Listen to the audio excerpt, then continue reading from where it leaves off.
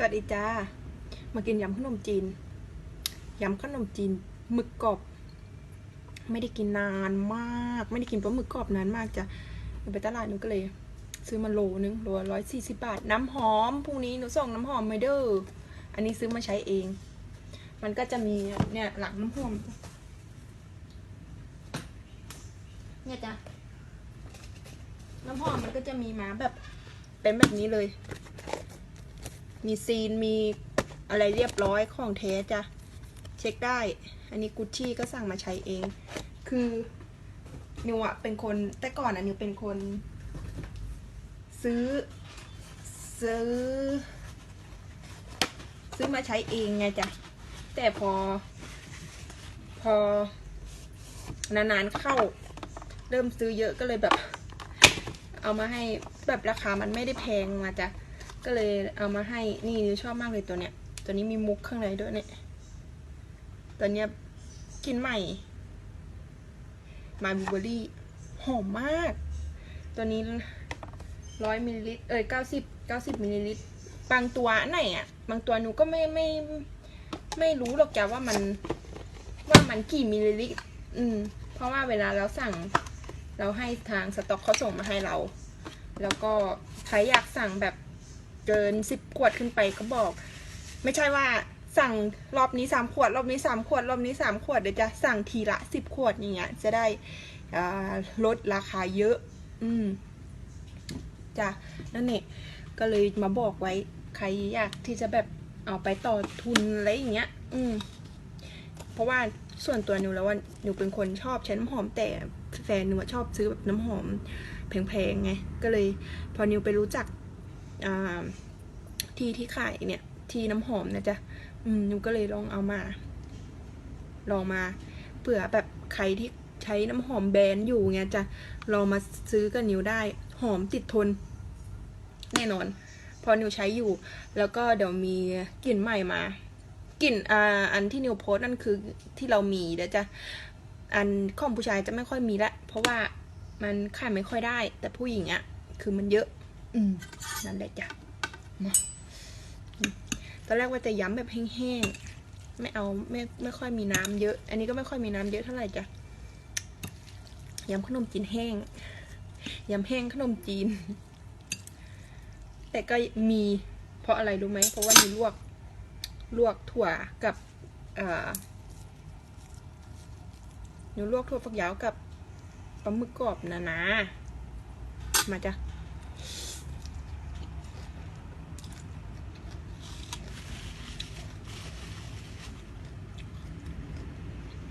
น้ำหอมส่งทุกวันอังคารของกินก็ส่งจันทร์อังคารพุธพฤหัสจ้ะ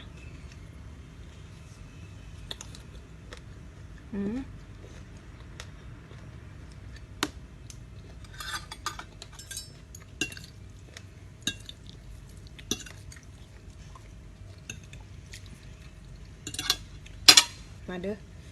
ใครอยาก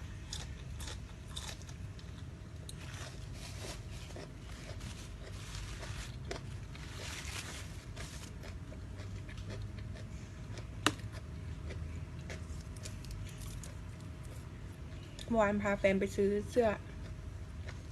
โปโลลดราคาจะรอแต่แบบเซลล์นั่นนะ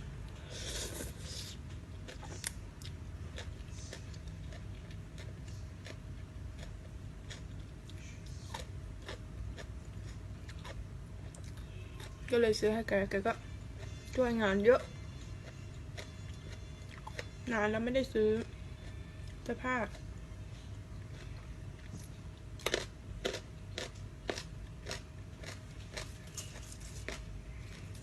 เมื่อวานก็เลยไปซื้อรองเท้ากับเสื้อผ้ารองเท้ากับเสื้อให้แกกับถุงเท้าปกติแล้วว่าหนูจะทำแต่งานกันจ้ะ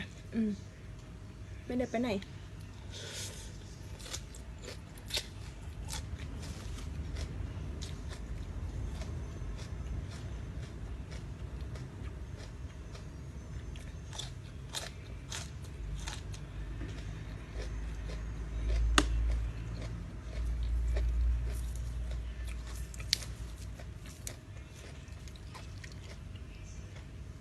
บวกกับข้าวเนี่ยส่วนมากเนยจะทำแกไม่ค่อยทำแกจะสั่งของกินเอา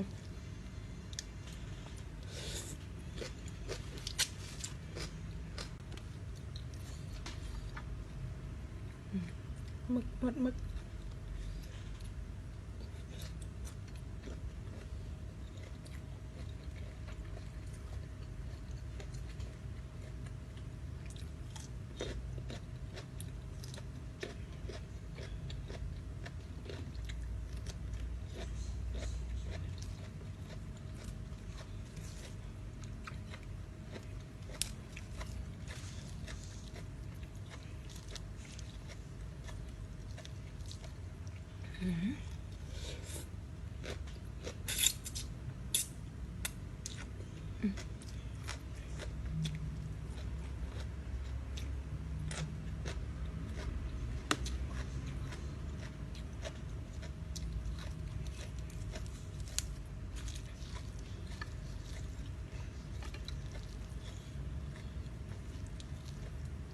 ทำไม่เผ็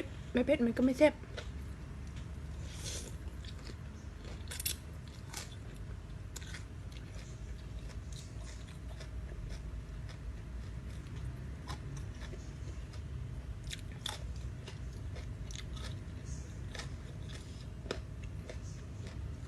เหรอ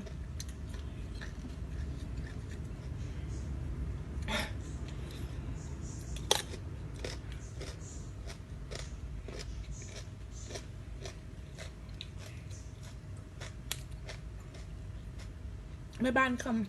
ำกับคุณหนูยังใส่อยู่เหรอเสื้อใส่มันไม่ได้ยังไม่ได้ไปไหนจ้ะใส่ไปออกกำลังกายเฉย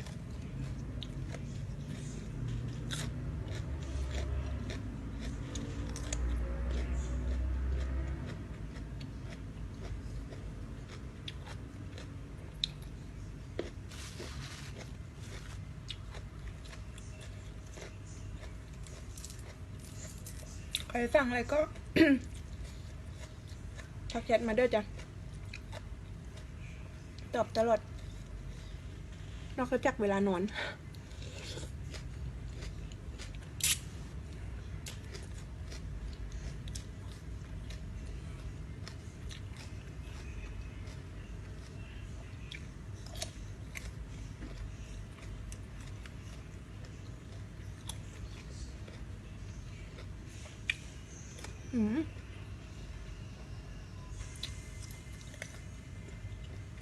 ยังไม่ได้กินหมึกกรอบนานจ้ะ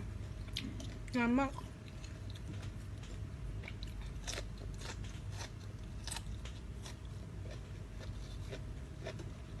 พี่เราก็มี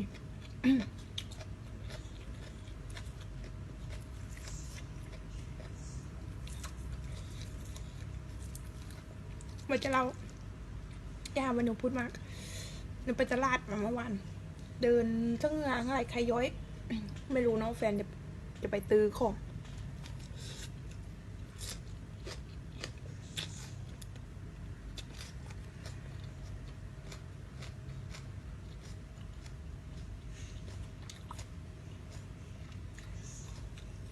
จะไปซื้อของในห้าง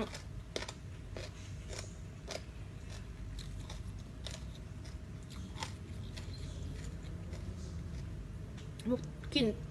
เจอพี่รู้พี่เขาทักจักพี่จักน้อง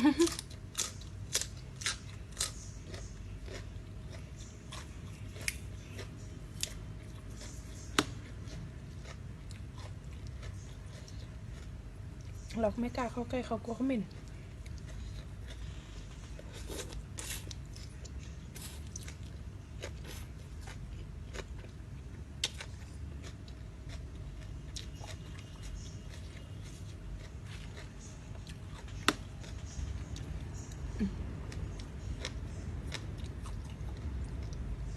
ต่อ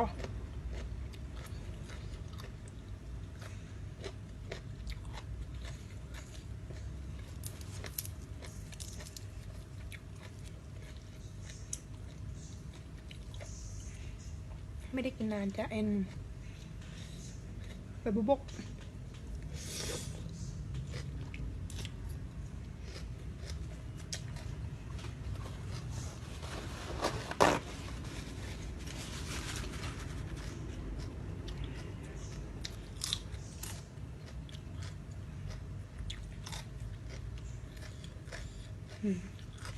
ยังต้มผักบุ้ง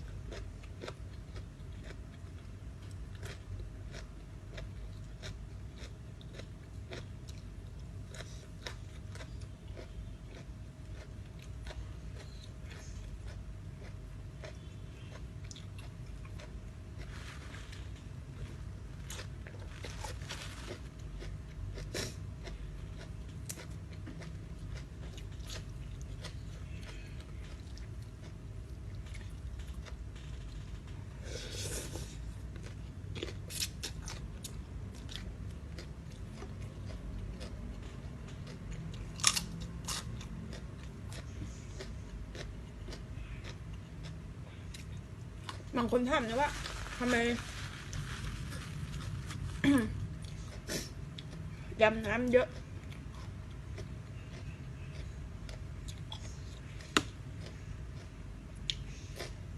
มันทำไมไม่อืดเลยมันไม่ดูดน้ำอะไรเงี้ยขนมจีนแห้งของนิวมันไม่อืดจ้ะมันจะไม่อมน้ำ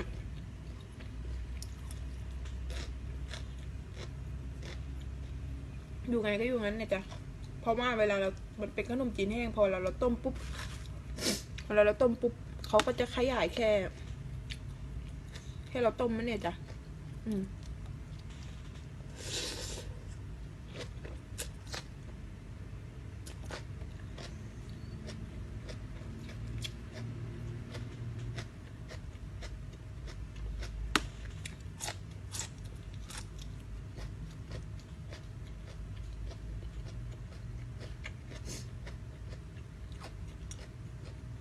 บวบ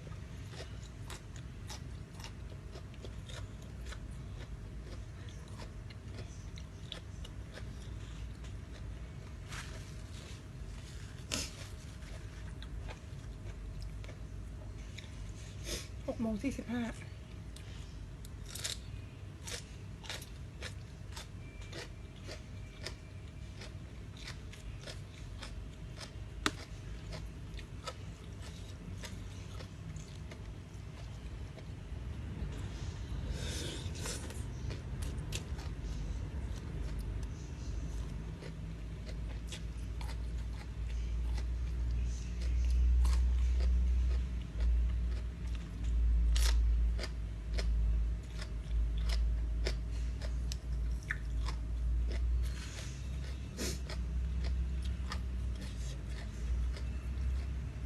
แล้ว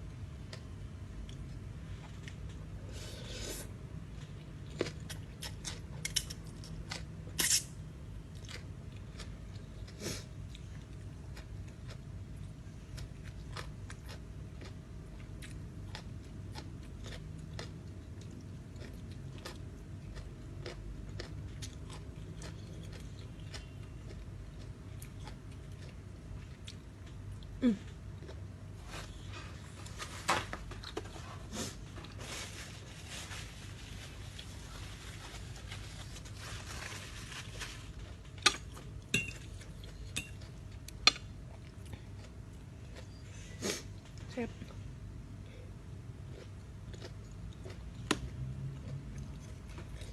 ปลาหมึกกรอบ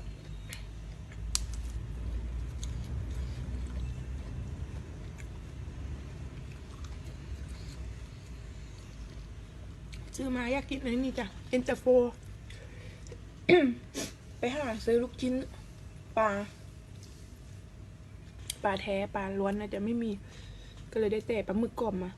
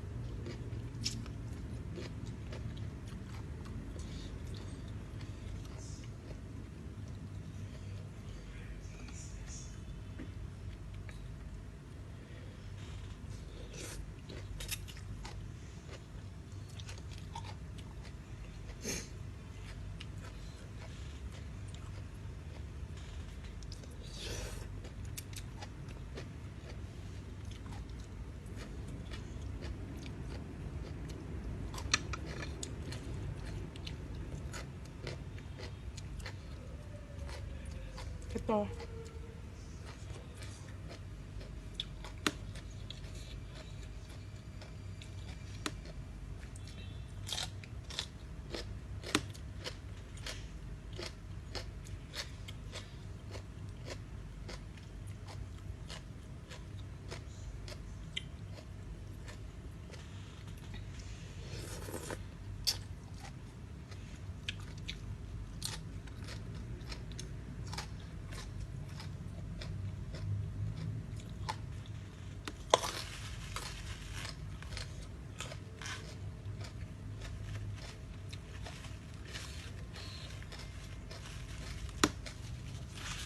เมื่อวานแกงเผ็ดปลาจะ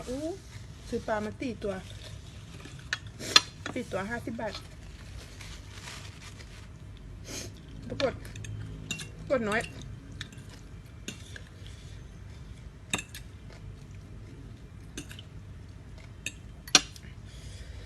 อยากกิน ผัดเผ็ดกบสั่งเขาสับเขาบอกรอนานก็เลยไม่ได้ซื้อมาจ้ะ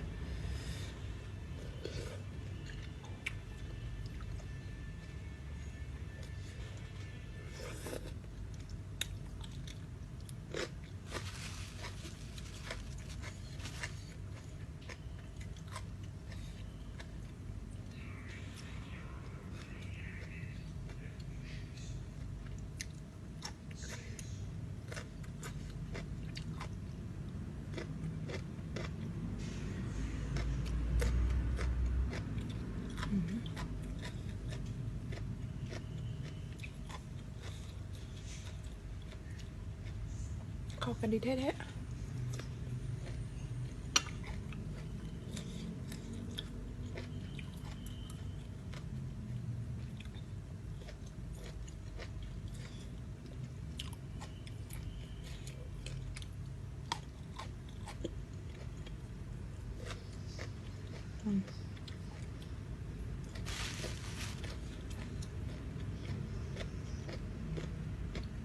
วันนี้กินสตอเยอะมาก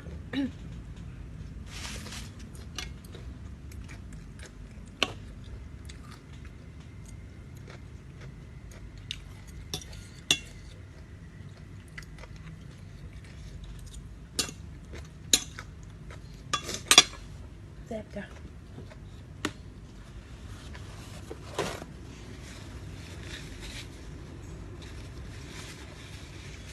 อะไรจ้ะ